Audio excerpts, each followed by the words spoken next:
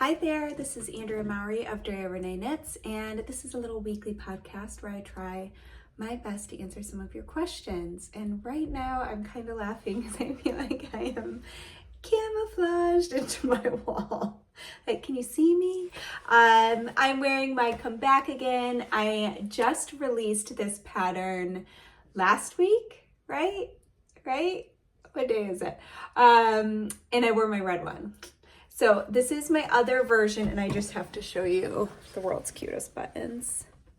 How cute are these? I found these at Rhinebeck last October from Holland Hoof Farm Shop, and I had to get them. If you saw my Rhinebeck sweater last year, it had a quilt motif using like a star quilt motif. And so when I saw these, I was like, oh my gosh, this is like meant to be. So anyways, this is North Bay Fibers Heritage Sport, woolen spun, so lovely to knit with. This is the colorway Mallard. So proud of my word recall right now. The red one's called Holly. I'm really going through like a green phase, like greens and teals, like all the greens really. And I'm here for it. I'm loving it.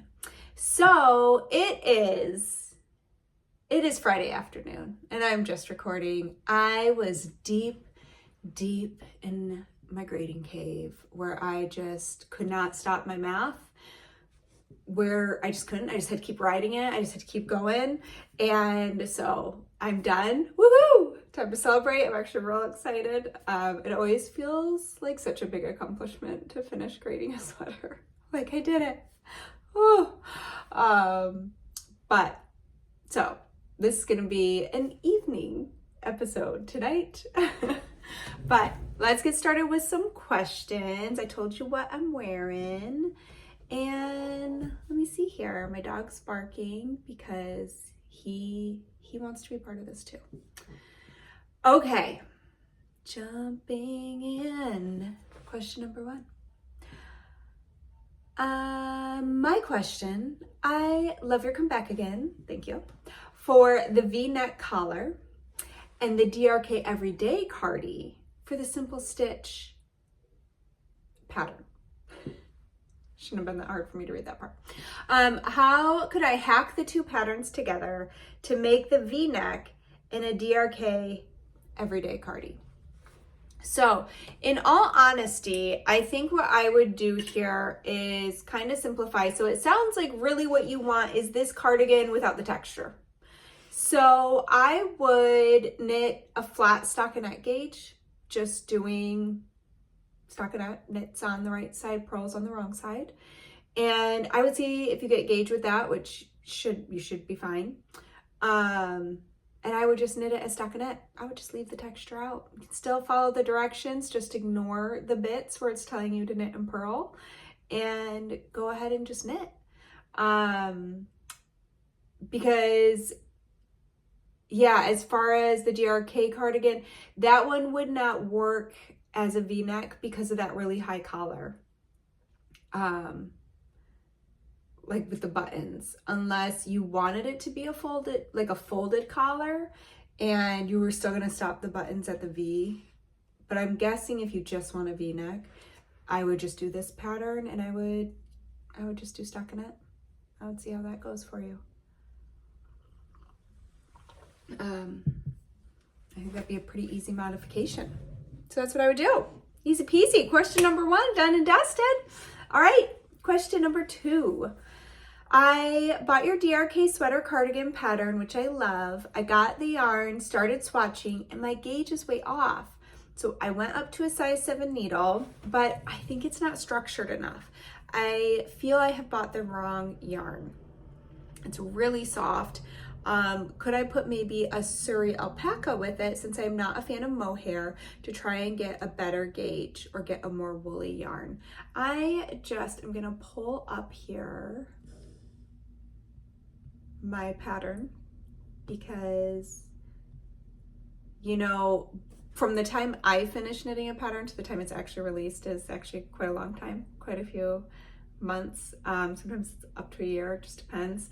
So I can't remember what size needle I used. So I used a size 5, so you had to go up a full 2 needle sizes. So yeah, it's important to get a fabric you like, and especially with the DRK Everyday Cardi, one of the nice parts about that cardigan is it has that nice structured folded collar that if you want, when it's buttoned, you can wear it kind of straight up, almost like a turtleneck. So if your yarn's feeling really like soft and drapey and open, it probably won't have that structure. So it really depends on your yarn. It's a little hard since I don't know anything else about your yarn. But I think why not try holding it with some suri, especially if you already happen to have that in your stash, and you could just do a swatch and see if you like the fabric it creates and see if you get gauge. I think that's actually a very fun idea to try out. And yeah, I'm almost wondering if maybe you got a fingering weight instead of a sport weight. And so adding a lace weight suri would get you to the sport you needed if you are using a fingering weight. You said it's a Delaine merino. I'm not familiar with that. I wonder if that is a yarn brand. Oh, nope, that's a sheep breed. Ah, learning new things every day. Oh, so interesting. Okay, so, gonna stop reading about Delaine merino. I was just peeking for any other little tidbits that might help me with answering this. But yeah, that would be the thing I would be curious about, is if it is just not as thick as the yarn I used. And maybe that is why you're getting to get it to then be at the stitch gauge you need. You're knitting it on these bigger needles, and then you have this really open fabric, which can be okay for some things, but probably not for that cardigan. So yes, my long-winded answer really boils down to I would 100% try holding it with a strand of something else and seeing if you like the result. The nice thing is too is that suri alpaca really like puffs and blooms in such a nice way. Oh, but so here's something to consider. When you add in that second strand of yarn, you are probably going to need to drop a needle size, because if you knit both those strands together on your size 7, now your gauge is going to be too large, because you're thickening the yarn you're using by adding in that other strand and then still using a bigger needle.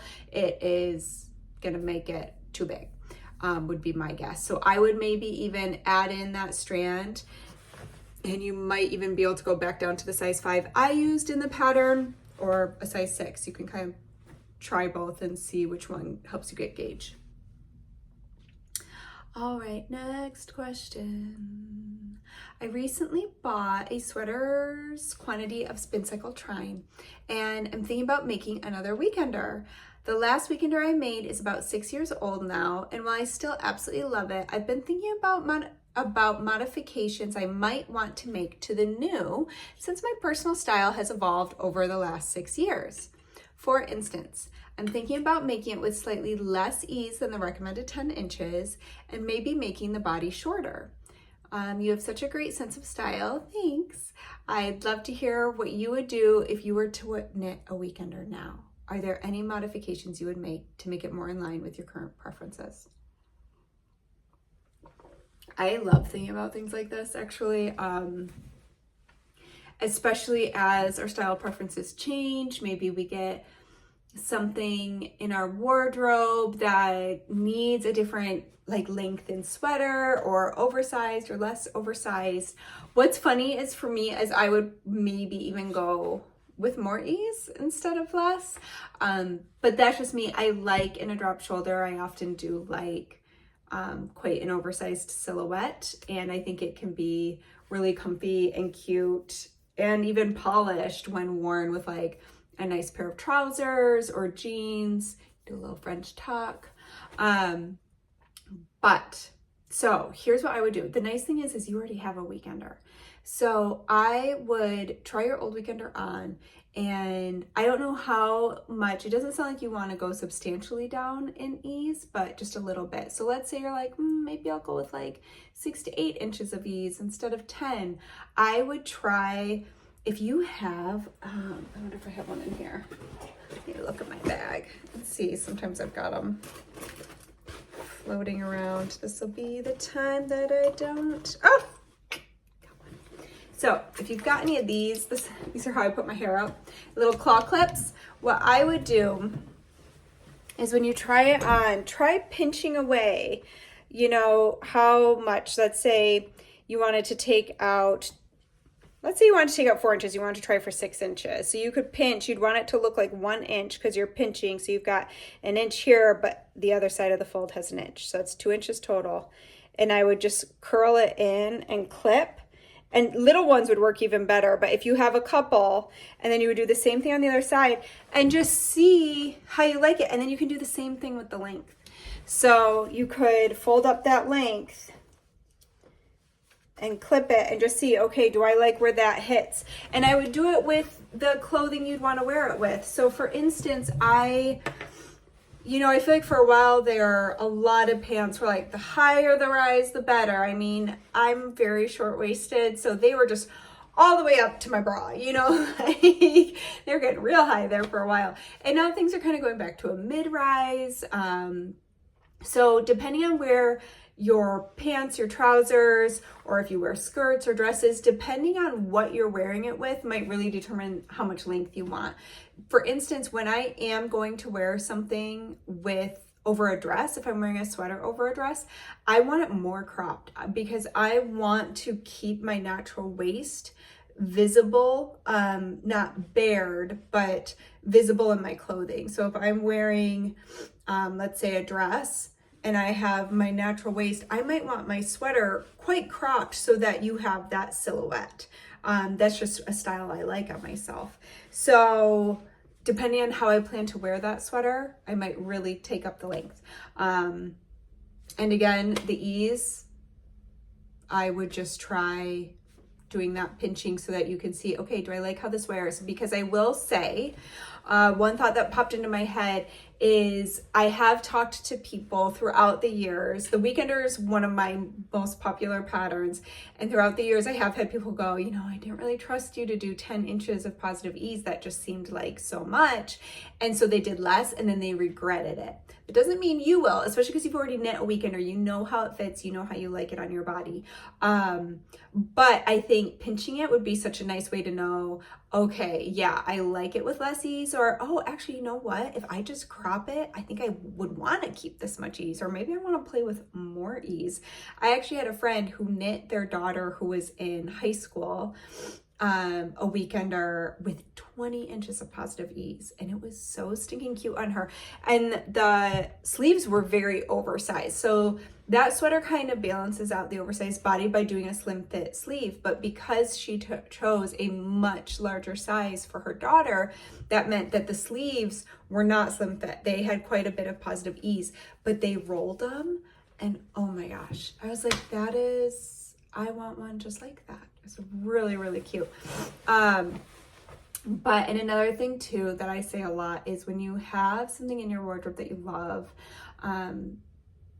look at its measurements, take its measurements and kind of compare, because when we do find things that we really like how they fit our body, that is just so helpful to have that information. I like to write all those numbers down. I call them my magic numbers because they're numbers that I can reference again and again and again that work well for my body. So I love, like, when a sweater has 10 inches of length, that works really well because I'm short-waisted. Or I really love a 17-inch sleeve. I used to think I liked a real long sleeve, and then I realized, no, I actually love when they're like bracelet length. That's what I want. So once I pinpoint a number like that, I write it down, and that helps when I'm making those style decisions. Another little tip, because sometimes, and I've talked about this before, I can't remember if I've talked about it on here, but I've definitely talked about it when I've taught like my ease class, is back in a previous life, I used to do hair. And one thing that I noticed quite quickly is when people would show me a picture of the hair style that they were thinking of doing, I would really have to ask them questions to pick apart if they really liked the hair cut and color, or if they liked it on that person. I mean, sometimes people just liked the outfit the person was wearing, but we get drawn in and we're like, ooh, I like what's going on here. Can I do that same thing? But sometimes we have to really pick apart and be like, wait, is this my style? Is this something I would see, like that I can see wearing, that I would feel comfortable in, that I would gravitate towards? And so one thing that I really love to do, because I swear, every time I have to pack for a trip, I'm like, what do I wear? What are the outfits I even like wearing? I do the same thing with trying to do a meal plan. What do we even eat? Why can't I remember any of the dinners I make? So what I do is whenever I wear an outfit that I'm like, man, I felt really good today. I felt good in my clothing and I want to remember this. And so I try to take a little photo, and then I have an album of like my feel good outfits. And that's a really great thing to reference, even when we're just picking out new knitting patterns or sewing patterns and things we might want to make, because they are a big time investment. So it's nice. I like to check in with myself and go, okay, is this actually my style? Or am I just kind of smitten with the person in the photo who's wearing it? Do I really see it translating to myself? And that little extra step really helps. And even when I'm making decisions about ease and things and length and things like that, sometimes I will love how somebody else can pull off maybe like a really oversized look or a super cropped, whatever it is that maybe I don't typically do. I always have to recheck in with myself, because I have, burned myself time and time again where I'm like, oh, I just love how this style looks on other people, but I don't always feel good when I try to wear it.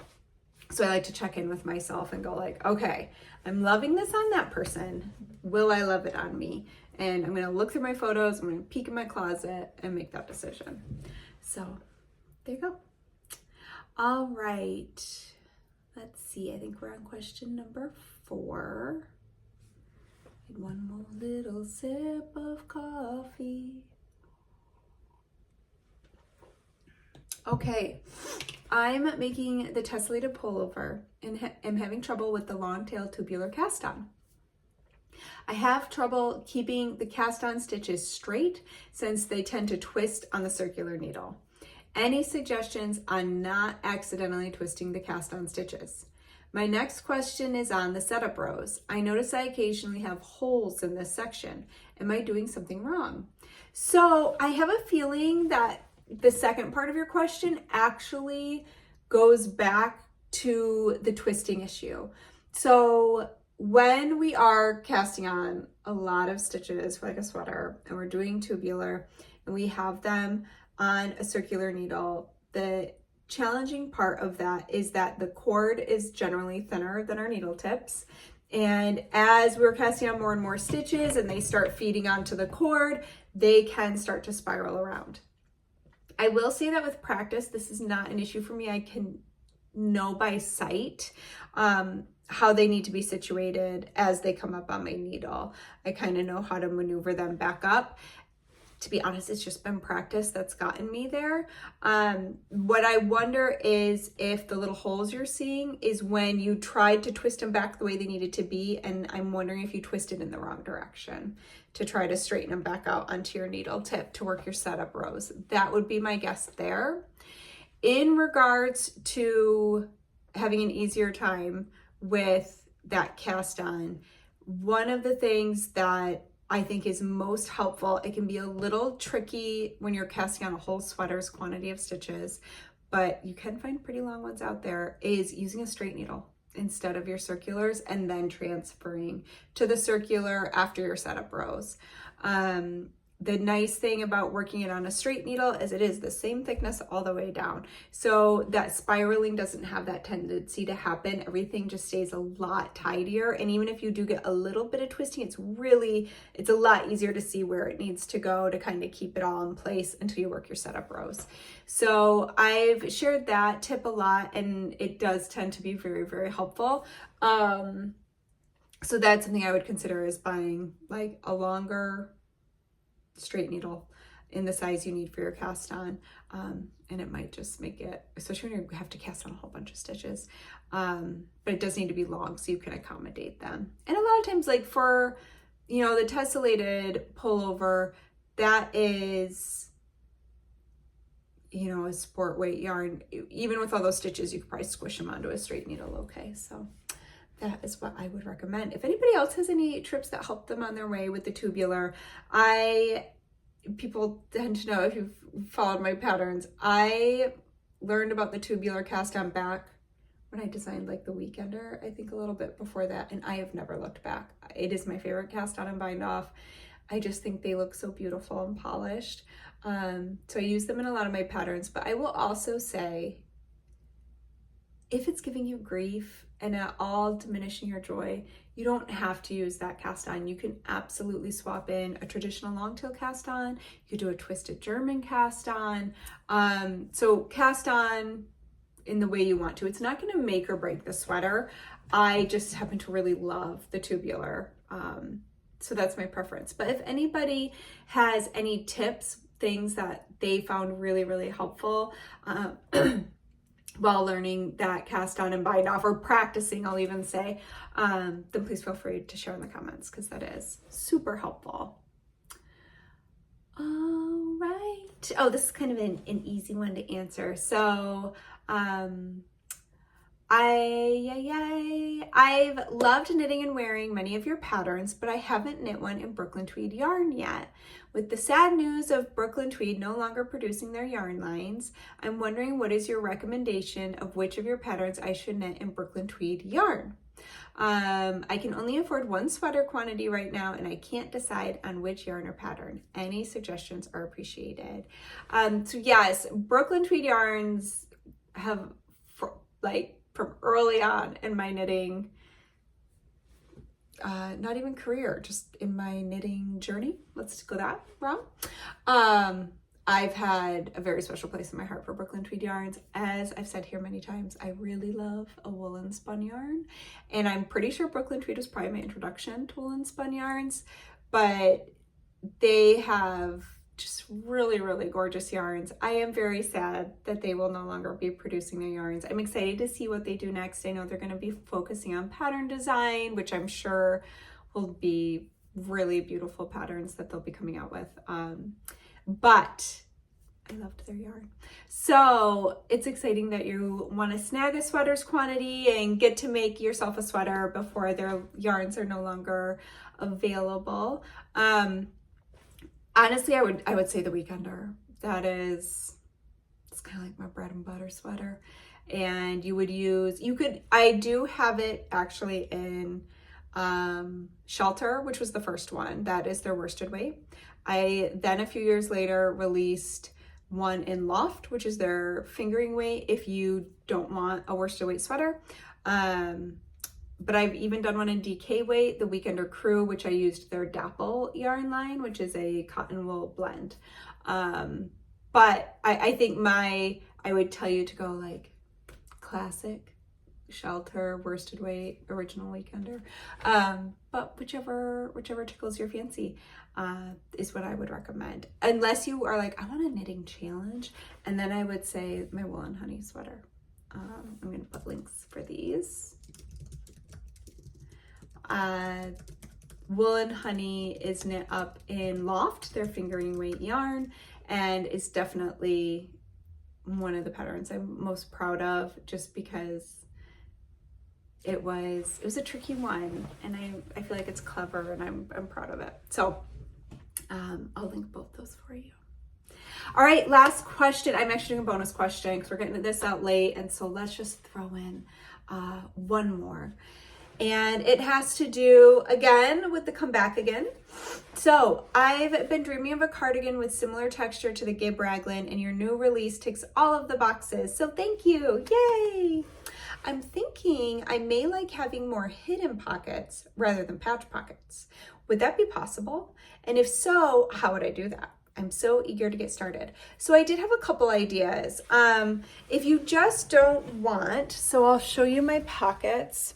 So these are knit after the fact, and then you just sew them on. One option you could do that would just be like slightly less noticeable because you wouldn't have these outer seams. You all know, like the second I started my runny nose. I don't even have any tissues, so I'm sorry I'm sniffling. But one thing you could do is you could do afterthought pockets, which are kind of like forethought pockets, because you actually, I like to think of them ahead of time a little bit, where you would decide where you want to place them. So you're working from the bottom up. So you would decide how high up you would want the top of your pocket. So if you're going for similar dimensions as this pocket, I think it's about 5 inches tall, 4 or 5 inches tall. So you can work the body for, you know, until it is 4 or 5 inches above the hem. And then you would want to decide how wide you want it, but you would actually put in waist yarn. You would knit across your waist yarn and then knit again with your main yarn and just keep going. And what that does is it creates this little area here where you would actually tear out the waist yarn and put the stitches back on your needles.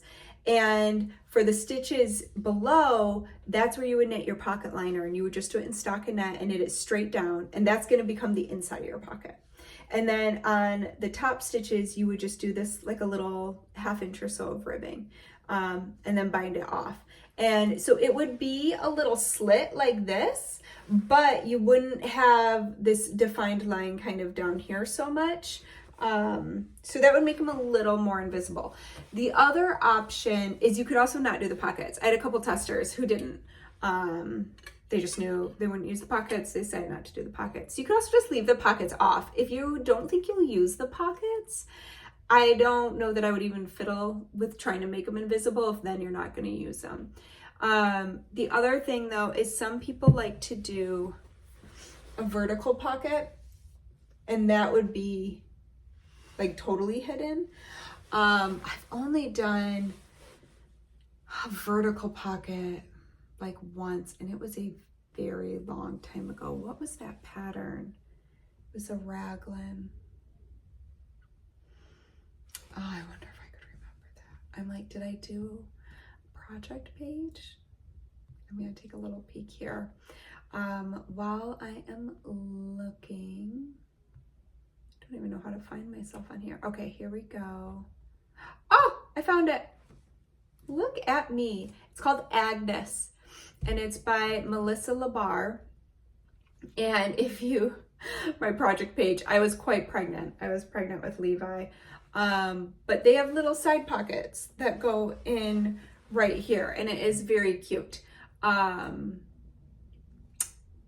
you could do something like that. I wouldn't be able to guide you on that because, again, I've done it once and I don't really remember, but they are really cute. So you could look up Agnes by Melissa Labar, and that might be a good option for you as another pocket option. So there's a couple ideas for you. All right, I told y'all I'm wearing the Come Back Again. Yarn is from North Bay Fiber. Buttons are from Holland Hoof. I have show and tell. Can't believe I almost forgot. I almost forgot that I had show and tell. I need to snip my yarn ends, which I will do, but I'm literally pulling them off the sock blockers right now. Look what I finished. So these are my DRK Everyday Socks, and this was for the spinning challenge. I need to take some glamour shots and post them over in my Ravelry group. But here they are. I finished them. Hey-o. I am 20 grams short of being able to knit a second pair. I even thought about knitting a pair for my daughter. I actually think she would wear them a lot. And I should have enough because her socks would be quite a bit smaller than mine. So I might even be able to eke out a second pair. But there we go. There they are. This one's my favorite because it got, show up, you silly. There we go. It got more of these blues, which I just really love. And then here's the other one. It was just such a fun little challenge. I've spoken about this a few times. And the Ravelry group is linked below. We're doing it through May 10th. So, I mean, hey, if you want to jump in, join, you still can. Still got like 16 days, 15 days. I don't know how many days are in April. Maybe there's only 30, but you still got some time. You could do it. And of course we have the March to May knit along going. this was the final pattern release during the knit along. But that goes through the end of May, and not in just a couple weeks, we'll have the pattern come out for the May Knit Along Challenge. So things to look forward to. Okay, my friends, I'm gonna end this here so I can actually get it uploaded, and hopefully you can see it today. Or sometime this weekend. I hope that you have a super lovely weekend. We have some beautiful weather here right now. We are just really patting ourselves on the back for moving back to Michigan. We've been so happy walking around with our kids. Everything's blooming. Just spending a lot of time in our old haunts, walking around the neighborhoods. It's been so lovely. So I hope you have a lovely weekend, maybe going on some walks, doing some making some memories, and I hope to see you back here next week. If you would like to ask a question for me to answer, you can find a link to a form at the bottom of the show notes, and happy making. Bye.